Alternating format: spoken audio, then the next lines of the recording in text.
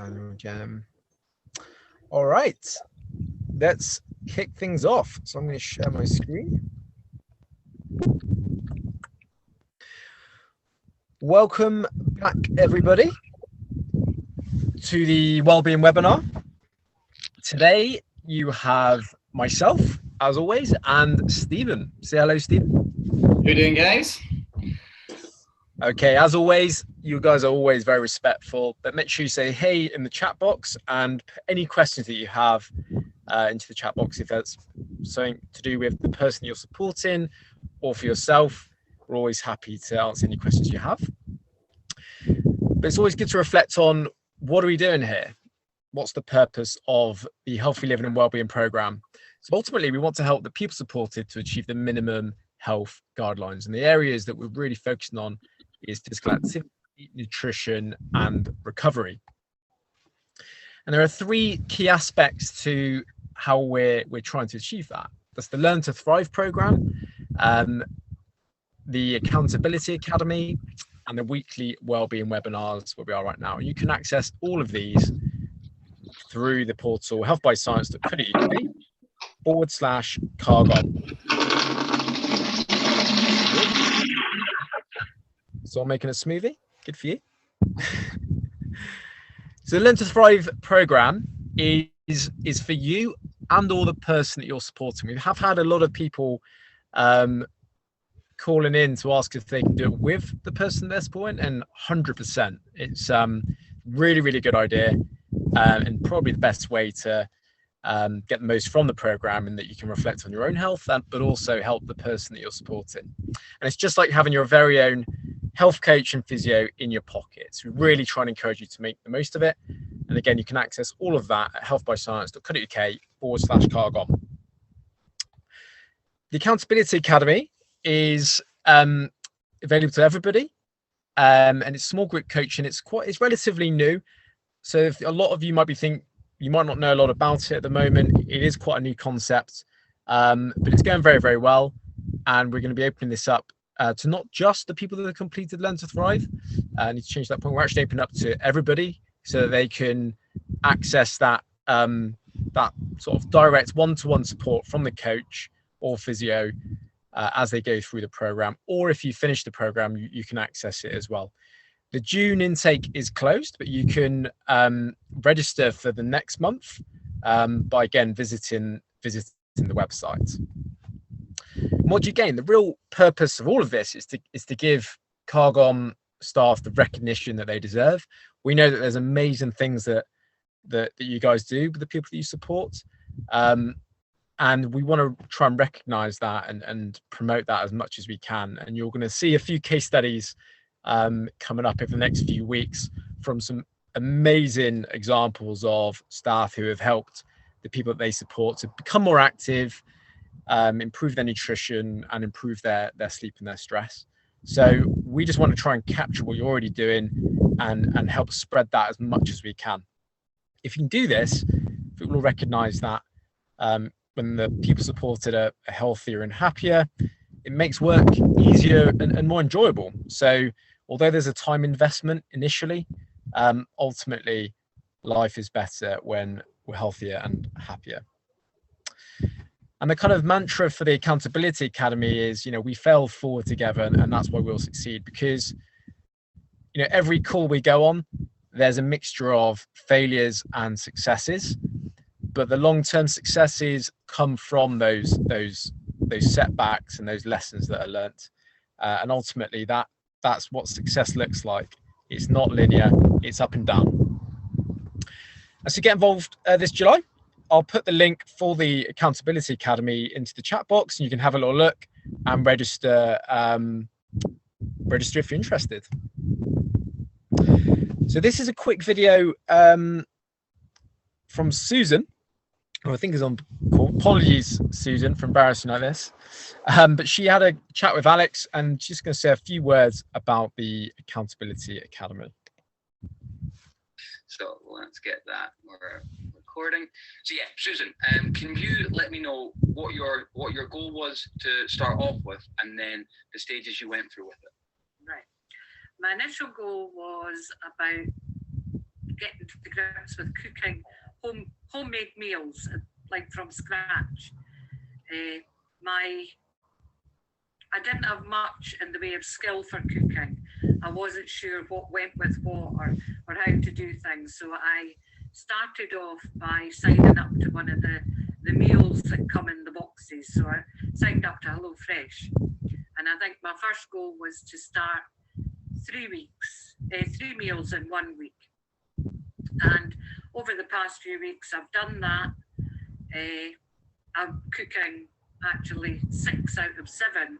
I'm eating a home cooked meal, and then I have one night in the week where I have a treat meal, where I allow myself to have some like fish and chips or cook a burger or sausages, things more processed meats. Sure. I think it was important for me because I'd moved from being a meat eater a couple of years ago to giving up meat, and I was concerned about not getting enough protein. So the meal plans really helped me focus on making sure I was getting the right nutrition.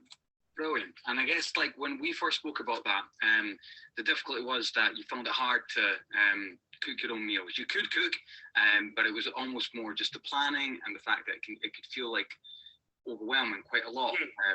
And then you started off with your habits, trying to not make them too big, small steps of just making a few meals, planning them out, and then it's just built up from there. So what have you found has worked well for you, and what have you found has been one of the challenges that you've overcome?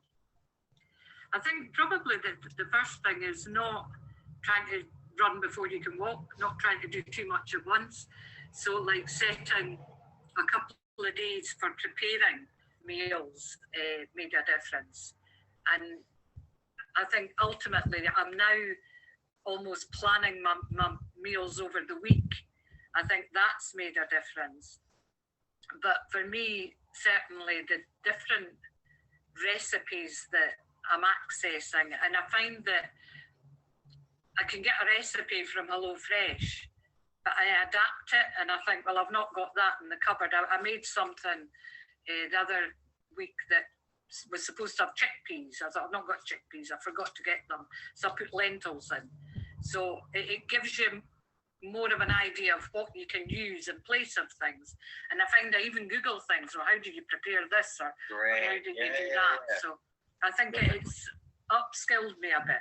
Perfect. And then I guess with the obvious question, with going through the Accountability Academy, what have you found has been helpful with doing this? I think being accountable. No, I have to come back. And I think it gives you a bit of motivation. You feel you want to do something, and you set a goal which is realistic, but I think if you don't get there, there's also the support you get from other people. You get to share ideas. So although it's a small group, other people have got, their experiences, and you can share ideas. Definitely. I think that's the perfect kind of answer for that, because that's exactly how we would see it as well. Where you're setting goals, you're giving yourself a little bit more of a target. We always know what we want to try to achieve, but without actually setting those goals or putting them down somewhere, it's easy for it to just get away from us. Yeah. But when we put things down and when we have that accountability, it's much easier to follow through with it, which is exactly what you've shown there. Yeah. And yeah, it is interesting that you can hear from different people, especially because people with similar goals kind of work together with that as well. So no, really good to hear with that. Is there anything else you want to say, or anything else you'd want to add? I was talking to a colleague today and said, why aren't you on the Accountability Academy? I think it is well worth doing. I think it's something that is beneficial. And I think it is about setting targets and not doing it on your own, but also having other people help you be realistic and not running before you can walk. I think if you're doing it yourself and you think, oh God, I've got to lose 3 stone, that's too big a goal. Yeah. If you want to take it into like bite-sized chunks, I think it works better. And I think the Accountability Academy does that, because it keeps you focused on smaller steps rather than the big goal. It's how to get there. Definitely. Excellent, excellent. So what I'll do is I will just stop. Brilliant. Thanks again, Susan, for sharing that as exactly what it's all about. Oops. Perfect. And so yeah, I'll put the link up for the Accountability Academy in case anybody is curious and wants to register for that. So today is Thursday, 2 p.m. and today we have Stephen, and Stephen's going to be looking at stress. So we went over the mental health awareness week a few weeks ago, and this is a similar type of presentation, but it goes into a bit more of the science behind stress. So Stephen, are you happy to share your screen and enlighten us? Absolutely. Give me a second. Cool, guys. So here we are. Let me know if you see this whole screen all right. You guys see that okay? Perfect. Yep, all good. All right. Awesome. So yeah, so continuing on, as Stuart mentioned there, you guys have briefly touched on this in the past, but what we're looking to do here is kind of look at stress as more of a general overview. So what we're looking to do here is kind of break down some of the kind of the misconceptions of what stress is, and kind of, like you mentioned there, kind of go over what the science of stress really is, and how it can actually be as much a good thing as what we normally associate as a bad thing. So before we actually get going, guys, what I want to ask you, and use the comment section here because it'd be really interesting to see, is what do you guys think stress is? So when I first say the word stress, like what's the association that comes to you? Is it mental? Is it physical? Is there any examples that come to mind? Let us know in the box, and it'll be good to look back at this come the end of the call and see whether you maybe change your mind, or maybe you might keep your same opinion. But yeah, use the chat box and let us know what you think. So as you are doing that, we will just crack on. So these are some of the common misconceptions that we think about stress. And the first one is stress is always bad for you, okay? And as we will come on to in the next coming slides, we'll realize that there is actually an upside to stress as much as there is a downside. The second one is you can't do anything about stress. So you kind of just have to mull in it, you have to deal with it. There's no real, nothing really that you can do. You just have to kind of grit your teeth and get on with it. Happy events don't cause stress, okay? So we tend to think that it alleviates stress, happy situations, but not to ruin the slides to come, but we will find out that stress can happen both in a good and a bad way. And just like I mentioned there, yeah, you can't control stress. So like I say, you have to kind of just get on with it, and there's nothing you can do to manage it. So what is stress? So I'm saying all this stuff, I'm giving you examples, but I'm not really getting to the nitty gritty of it. So stress really is a kind of, it's a pressure that is put on our life in some way, shape or form. It's something that takes us out of a normal balance in our hormones and our lifestyle. So as you can see here, by these set of scales, your body is in a constant state of stress and relaxation. You're in one of the two camps. So what your body has an amazing way of managing things is it can totally balance these things out. There's some times where stressful situations massively spike out of control. So if we use this little graph here, what you'll see is this is what we like to think we want to be at. So this, what's considered the homeostasis line. And that is essentially like your baseline. So for example, that little kind of spike up there, that can be anything. That can be, I don't know, we have a fight with our partner, or the dog peed on the carpet, or something like that. Or it could even be lifting weights, like anything that's going to take you out of balance, like I just mentioned there. So what we have to do to keep it in check is to be in an equal state of relaxation, okay? So that is very vague right now, and that zigzag line is going to happen throughout your entire life. But if we know how to manage this, and hopefully these slides to come will shed some light on that, then we're going to actually end up coming away from this as stronger and better at the skills we're looking to develop. So, there we go. So a classic example of that would be temperature, okay? So if you think of it this way, so let's take the weekend, for example, well, in Edinburgh anyway, temperature rises, okay? So what tends to happen as a result? So that temperature rising in itself is a stressor, Okay, so our body temperature elevates, and what tends to happen from there? We sweat, right? So then our body kicks into gear. It realizes, oh, right, that temperature has increased. It sends a message to our brain. And then what happens from there? We get thirsty and we want to go get water. Okay, so if we go back to this little graph here, that stressor happens, temperature increases, we start to sweat. When you get a drink, we bring ourselves back to normal. And that's going to be a constant state of zigzagging and fluctuation. If we didn't have that, sorry, just go back on that there. If we didn't have that, we would die. And that's not really good for anybody, is it?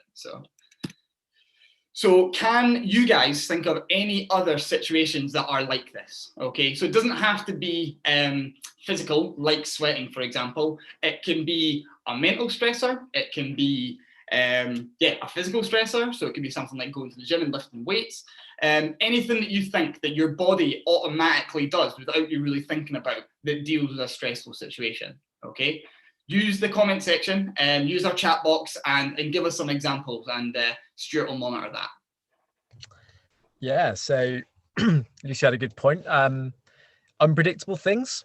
I think that's where a lot of stress comes from, isn't it? Is that fear of the unknown when we don't feel perhaps in control, or if it's a new environment that we're not used to.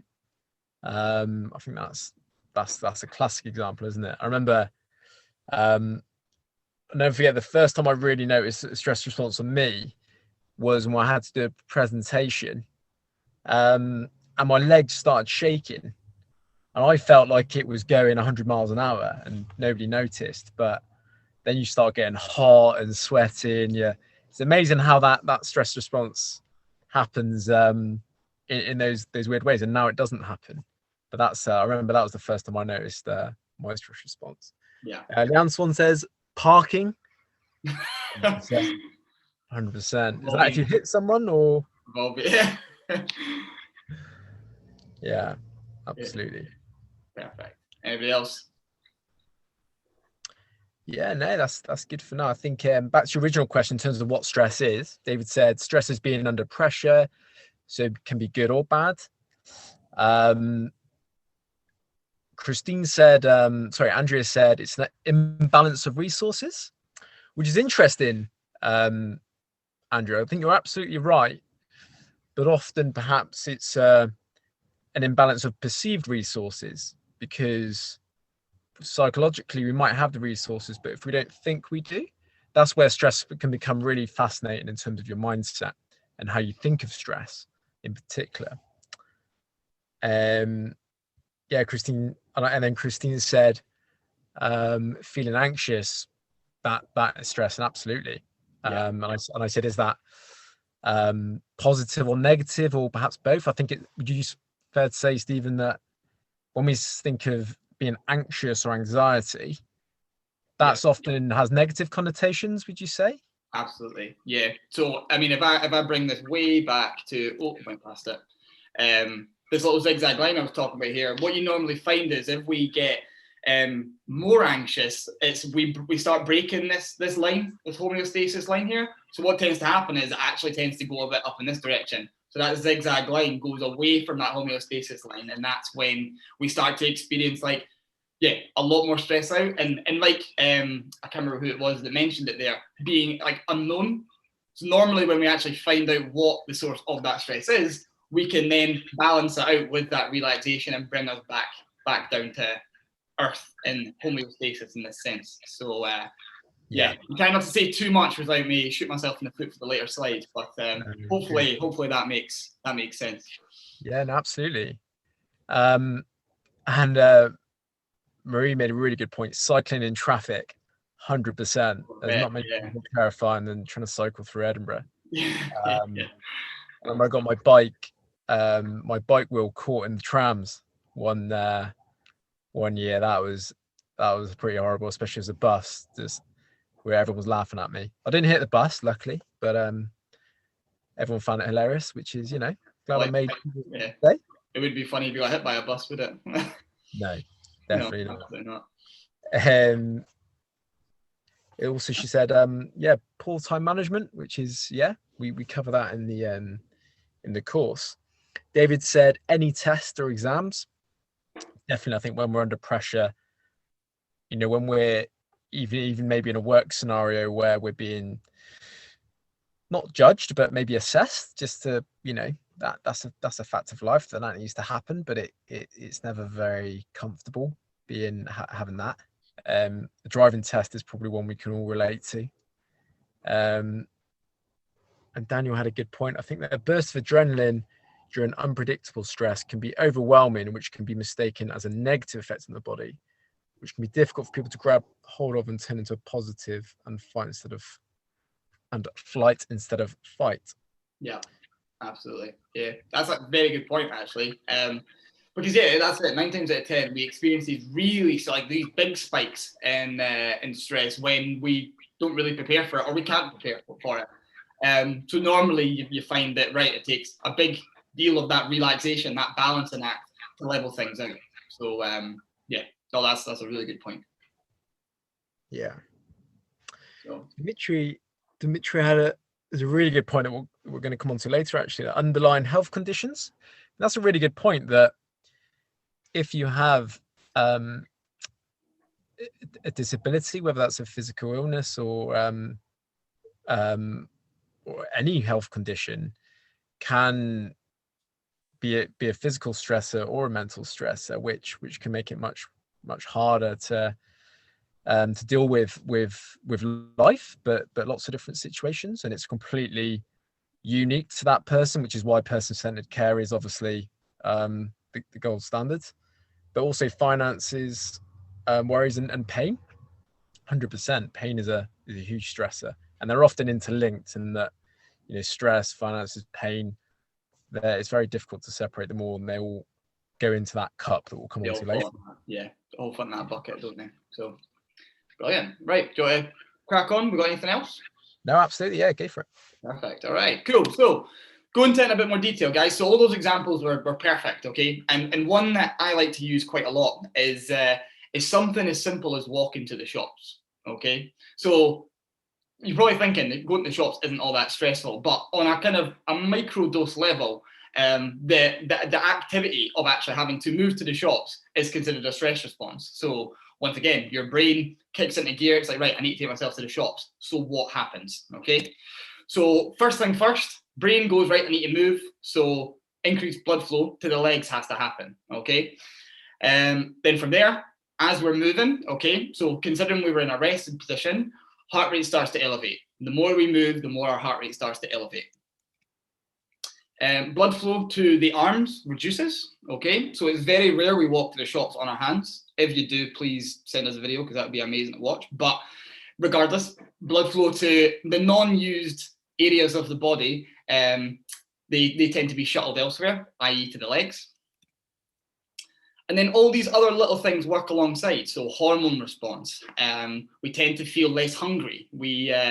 It's normally after we've been on a long walk that we feel hungry, but at the actual time, because we're so focused on actually moving and contracting muscles, like we're using those muscles in the legs, all these things, that's the last thing we tend to think about is actual digestion, and we will come on to talking about that in a little while. So if we look at it from this angle, like even increased sensation in the feet, so to keep ourselves balanced and to move properly, all of these things work together.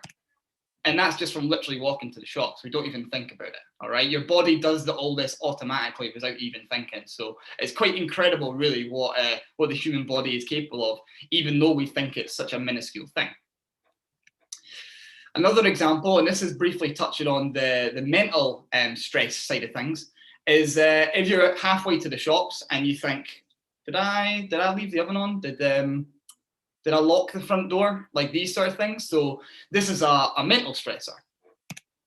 So what tends to happen is brain predicts a stress. Okay, your brain thinks, oh God, right, something's going on here that I'm uncertain of. I'm not too happy about this.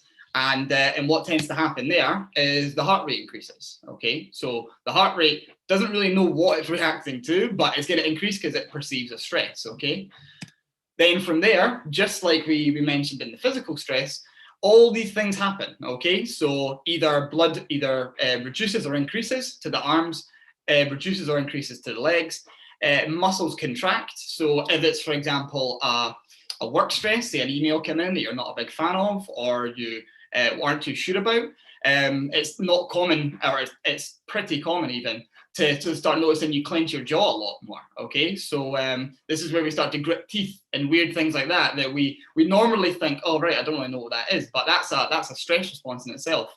And that's when our dentist gives us a bollocking. And increased sensation to other areas as well, all right? So really, if you look at it, that is the exact same response in a different way. You put a different spin on it to the physical response. So I know that's all quite complicated there, and we're going to go into a little bit of a deeper level now, okay? And there are two systems. So our autonomic nervous system consists of two camps, okay? So you've got your sympathetic or your parasympathetic state, okay? Now you're either in one or the other, okay? Realistically, you can't be in between. You're one or the other here, okay? So the sympathetic nervous system is your fight or flight, like I think it was Daniel briefly touched on there, okay? So you're either in a confrontational mood or you're in a fleeing mood, okay? You're not anywhere in between. So if we were placed with a lion being in front of us, okay, it's very rare you're going to want to fight a lion, but you'd be very surprised, or you want to run away from that lion, okay? Either way, you perceive a danger and you react, okay? And this is normally instinctive. So what happens when we're in this sympathetic state? Obviously, heart rate increases. You've seen a lion in front of you, your heart rate's going to increase. Blood pressure increases, okay? So to get the blood pumping around the body to the limbs that are going to be getting used, the heart rate increases, blood pressure increases. And like we also touched up in the comment section, the adrenaline's released, okay? You're running away from a lion. You want to massively increase your chances of survival. So you run a little bit further than you would if you were just going on a 5K. And the next state, the opposite state, so para meaning opposite, we have the parasympathetic state. So this is your rest and digest, okay? So you've just came away, you've got back in the house from being chased by a lion. What tends to happen? You're probably feeling a bit tired. You're probably going to want to rest up. You might even get hungry. Once that adrenaline's worn off, you'll probably get hungry. So what happens here is heart rate decreases, okay? Your heart rate can't stay that high for so long or it gets pretty dangerous, and we'll go on to the health implications of that later on. So heart rate decreases, your blood pressure decreases, and your digestive system goes back into full function, okay? So if we go back to the slides we discussed with the walking to the shops, when you're in that stressed out state, blood flow is taken away from your digestive system because it's not necessary at that given time. Whereas now that we're back to normal, now that we need food, we need nutrients on board, all the blood's gone back into its normal place and therefore back to full function. So we can eat properly, we process food accordingly, etc. So yeah, so we have to go from this and then we have to balance this out. So if we go back to those scales that we were talking about in the beginning there, if you're doing equal amounts of this, you have to balance out with this as well, okay? If you're fighting or you're running, you need to be resting, you need to be digesting, okay? Now, what do you guys think of that? It'll be interesting to hear your opinion, okay? So that is the science of it, okay? And hopefully you got some good takeaways from that. So what are your thoughts? Has this changed any of your opinions from what you mentioned in the comments at the very beginning there, or have you kept your same opinions? Let's discuss it. Yeah, I think for me, one of the really surprising things when you talk about stress is just how much the way you think about stress directly affects the biological effect it has on your body. I think that that's where talking about stress and thinking about it and reflecting on how we deal with stress is quite useful, because if you can change the way you think about it, and you understand that your brain is changeable, then you can have a much more positive reaction to stress, when often we might have a history of it crippling us, and we've all had that experience where stress just gets on top of us and we can feel kind of helpless. But that's the amazing thing about the brain and the human body, is that it is like plastic and it can change with a bit of effort, but we don't often get a chance to kind of talk about stress. I think what I'd be interested to hear is as well how people help the people that they support with stress. So from working with support practitioners, there's a lot of amazing things they do to help with anxiety, which is great, but we often don't think about maybe using that same stuff with ourselves. Especially the example you gave, Stephen, about going to the shops. Now, since COVID, I wonder how that, going out and socializing, a lot of people really struggling with the idea of going out into crowded spaces, public transport.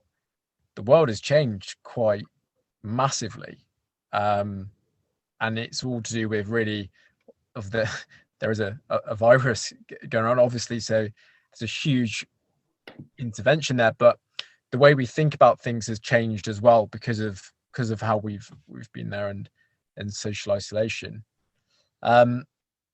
So yeah, I think that mental side of it is a bit more complex, isn't it? And the physical side for me is quite straightforward. The mental side of it is a lot more subjective, depending on the person.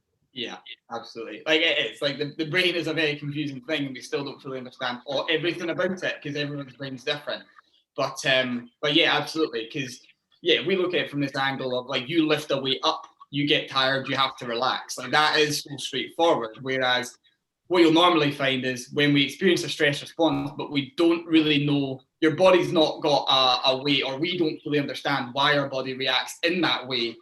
That's when we have to maybe look into a bit deeper. It might be a case of speaking to someone who's more experienced in that field to discuss that in more detail. And then, just like you mentioned there, Stuart, like we become more adapted. As soon as you know why you react that way, it makes it easier for you to process it. And when it comes to experiencing that in the future, if you experience that in the future, you're a lot better equipped to deal with that. So you might still be stressed out, but not half as much, and you'll be a lot better at recovering from that. So balancing that, that's that sympathetic and parasympathetic response that we're talking about there. Yeah, exactly. Yeah, Dave made a good point that so it's interesting that muscle contraction is a sign of stress being triggered. Sometimes you don't notice until the end of a stressful day and your jaw aches. Yeah, 100%. I think we all have our own muscles contracting is quite a universal one, but we all have different responses to stress or symptoms as well. And we spoke last time when we did the Mental Health Awareness Week, we spoke about meditation and mindfulness and how that is really a case of tuning in, stopping, and just being aware of the stress, not trying to fight it or dampen it down, but just accepting it and observing it. And the power of that mindfulness is incredible. And so, like David just mentioned there, your muscles contracting, just being aware of your muscles contracting creates that space between action and reaction. I think that's actually also really good to touch on as well. So we're talking about like jaw aches, for example. That is also the same if we go into social situations, and we've been talking for ages. So one of the misconceptions was that in happy situations or happy circumstances, we don't get stressed out. Well, guess what? We've all had those moments where we've been talking for absolutely ages, and guess what happens? Our joints are aching as a result. So it goes to show that like it's the same response, but it's different ends of the same coin, really. Mm-hmm. Yeah, like you said, with social situations, you find that some people feed off an environment, a social environment. They get energy from that, and other people will find a social environment quite draining and quite exhausting. And we've spoken about that a lot amongst the team, just how it's interesting how those different personality types react in different ways. So yeah, Andrew had a good point. The Daylight app has an interesting tense release exercise which helps to identify the sensation of being tense versus relaxed. Yeah. Oh, wow. I guess that's another, I think I've heard that where you basically clench your fists and tense really hard and then relax. And I guess again it's a mindfulness tool, isn't it, that you can use anywhere, anytime, that gives you immediate feedback. So you tense really hard and then you relax, you're getting a sensation you can tune in with, which again is why mindfulness, whether that's using a breathing exercise because your breath is always there, or clenching your fists is another way of doing it. Some people use eating, so mindful eating, bit harder. I don't know if you've ever tried the raisin exercise, but it's really, really difficult to eat a raisin mindfully, but that's one of the exercises they use. Walking, basically anything. You could argue that washing up is a mindful activity as well, and can help de-stress as well. Lots of people find different activities helpful for dampening or getting in that parasympathetic nervous system. Absolutely. Daniel has a good question. Is there a relation with age and stress? I mean, managing stress gets easier as you grow to understand it's wiser as you age, you get wiser, but remembering to manage it more often than not can be delayed briefly when faced with stress. Do you mind jumping off mute and I've not explained that one very well. So I think in certain situations you're fantastic in stress, you deal with it well, and then I think other times you can kind of get hot and bothered and think, oh, I don't know what I'm going to do, and then you kind of go, wait a minute, what am I worried about? It's just this and this. But I find more often than not, sort of the older I've got, the longer that delay is before I sort of spring into action. I just wondered if it was a correlation or if there's a better way of managing it so you don't jump down that delayed section immediately. Yeah, I guess it's probably because you've experienced more stressors than someone who's younger than you. I think, you know what I mean? It's like taking time to pick the tool from your tool belt, you know? Yeah. I think that's the best way of putting it. So, yeah, I'd probably say that was probably the main thing. I don't know firsthand any other kind of data to support what you're saying there, but that would make the most sense on a kind of general level, just purely because, yeah, we've experienced more, we know how to deal with it more, just there's more to select from the arsenal that you already have and tools to alleviate in that stress, really. Yeah, fair enough. Thanks, Stephen. No worries. I'd imagine we've all been emotional teenagers, and I'm sure we can all remember what, you know, when we've flown off the handle, or maybe some of us have teenagers who fly off the handle because emotions are high. So I think when we're in that heightened state of emotion, it is harder to manage stress, really. We know that, and so that's why it's often good to sleep on it. It's really, you know, it's an old saying, but I definitely think it's a great bit of advice that, you know, just let the dust settle, sleep on it, get your perspective, and then address it. Everyone has different personality types, but generally speaking, we make better decisions when we're not emotionally charged, unless there's a sense of urgency and it has to be dealt with right there and then. That's where it's often typically better to, yeah. And I think with age comes that wisdom, like you say, that you're just exposed to more stressors. One of the interesting ones, I don't know if you've noticed this, Stephen, but just from working with people at Cargon, with the pandemic and work situations, there's, in a lot of the teams, there was a real sense of camaraderie and pulling together, because they were really there to help the people that they support. And there was a lot of unknowns. There was a huge amount of uncertainty in everything. There was a massive lack of PPE. We didn't know how dangerous the virus was. We had no idea if the vaccine was ever going to come.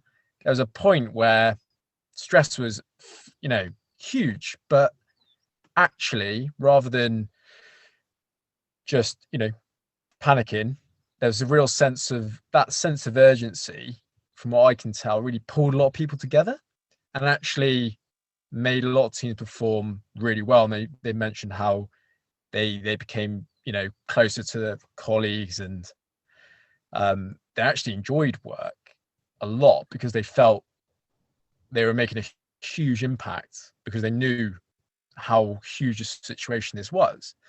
And I think that's quite just something I've noticed at Cargon, how a really stressful situation has had a really positive impact in a way. I mean, there's lots of negatives, but I don't know if that was a fair reflection. Maybe not across the whole organization, but certainly in some teams. Yeah, no, absolutely. It kind of shows the values that have been in place there for a while, you know, that have kind of been the foundations that were set, you know. So yeah, I think absolutely. Yeah. So what we'll do is we'll touch on the I'll just share my screen and we'll go through some of the actionables that we went through with the mental health awareness week, and just share that here. So sometimes it's useful to think about, you know, where does stress come from? And typically it comes from these 5 places, you know, work, environment, finances, health, relationships. And sometimes stress can come a lot from one area and not from another area. And sometimes it comes from every angle, and it can be very, very difficult to manage. But sometimes, you know, if you're aware of where it's coming from, you can help tend to it and hopefully build in some habits or create an environment that allows you to deal with stress as best you can. And then often it's useful to think of the cup analogy when we think about stress, and all these factors go into our cup, if you like, in the form of a liquid. So if you think of mental stress as water, and the cup is your physical and mental capacity. And then if we're not careful, or if we're just really unlucky, that stress can get too much and that cup can overflow. But the good news is that we can use recovery strategies to reduce the amount of liquid that goes into the cup.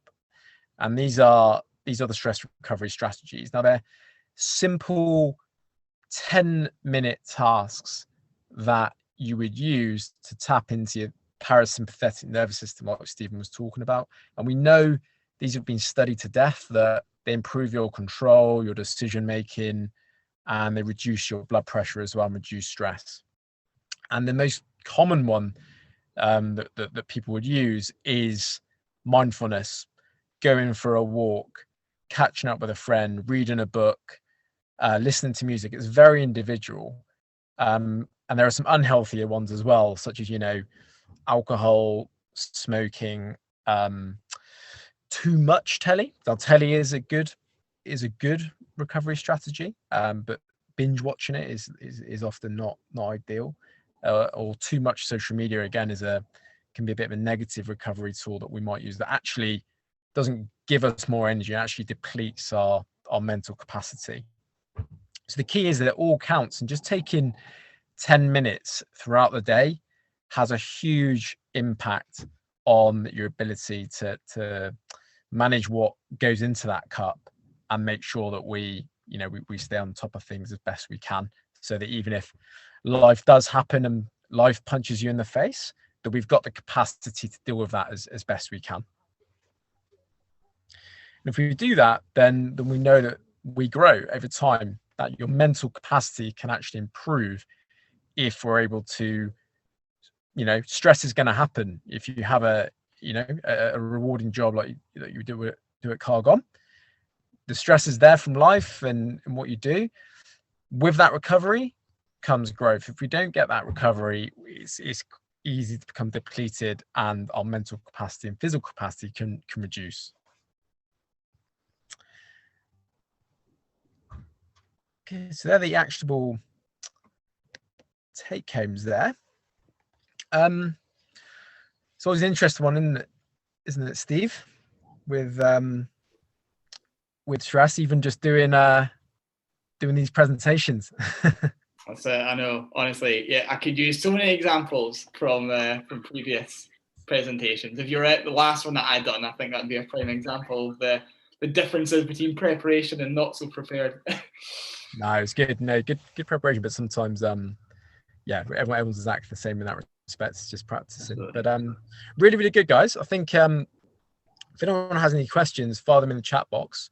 And what I'll do is I'll just explain what we plan on doing moving forward. So next week there won't be a Wellbeing webinar, and we're going on a bit of a fact-finding mission to change tact a little bit with the Wellbeing webinars.